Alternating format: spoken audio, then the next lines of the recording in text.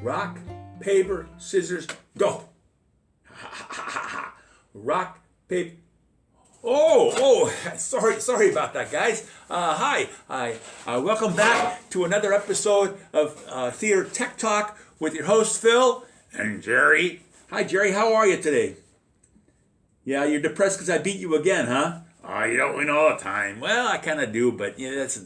Anyways, if you recall, in the last episode, we talked about the cordless drill. Today, as I promised, we're going to talk about the impact driver. Now, they're a little different. Hey, Phil. What, Jerry?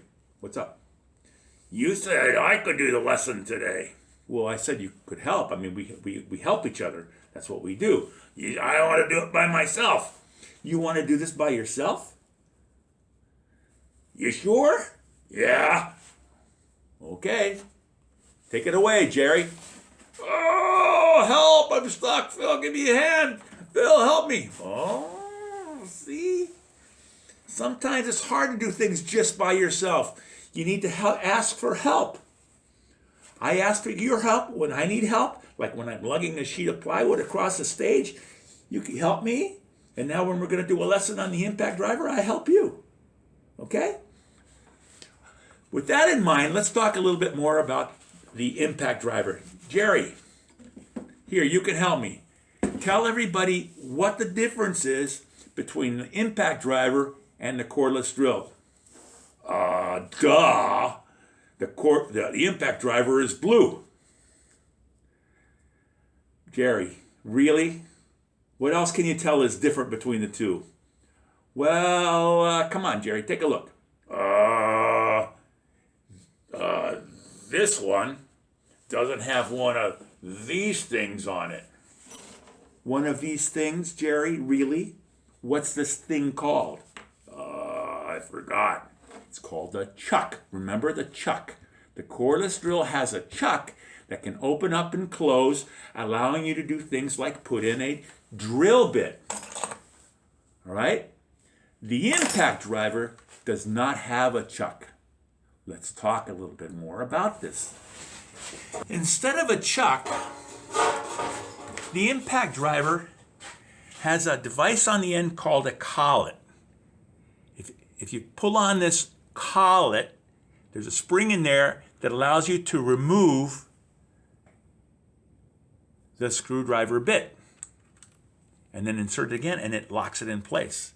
So that's pretty cool. You can change bits really quickly during the day if you have a different size screw or a different type of screw. This happens to be the square one. If we wanted to use a Phillips head, we could change that out really quickly too. But that's not the only advantage, okay? As you can see, another advantage is that it's somewhat smaller. It is also much more powerful. It delivers much more force than a typical cordless screwdriver. So it allows you then to put in really big screws, like this one called the lag screw, or even lag bolts that have not a screw head on them, but a bolt head on them. And I'll show you how to do that in a little bit. For now, I'm going to ask Jerry to help us demonstrate how we put a screw in with using the impact driver. You ready, Jerry? Okay, Jerry, let's show him how this works. Ready? Here we go. Jerry, how come it's not working? I don't know, Phil. Come on, Jerry. Because you're turning the wrong way? That's right, Jerry. Remember, lefty-loosey, righty-tighty. So let's push the button in just like on the cordless drill. And now, let's put the screw in. Why is it making that sound, Phil? Well, that sound is the impact. That's why it's called an impact driver. As it's driving your screw in, it's vibrating really rapidly, almost like pounding like a hammer might on a nail, but it's doing it to the screw. So without damaging the screw, it's adding more force to the screw, allowing it to go in more easily. This means that you can, as a tool user, do many more screws during the course of a day without getting tired. Right? in and out much more quickly. So that's a cool advantage.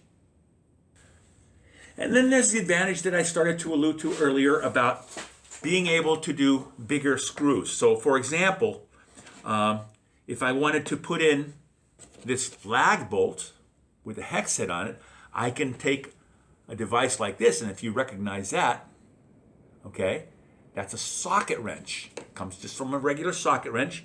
I can quickly and easily open the collet, attach the new wrench, and put in our heavier screw. Want to give me a hand here? Want to do this one? Okay, here we go.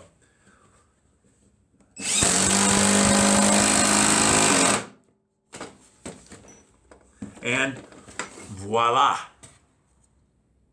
So this is a really versatile tool. It gives you a lot of flexibility when you're working on a theater set.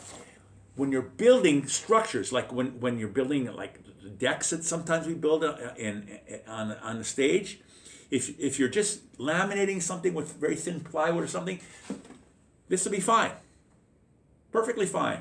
But sometimes you want to get something that works even better. Okay, so that's all for now. It's been great talking to you. How are your videos coming? You showing anybody how to reduce fractions yet? Let's get some stuff going out there, you creative people. See you next time. For now, Phil and Jerry saying, see you later. Sitting here in limbo, like a bird without a song.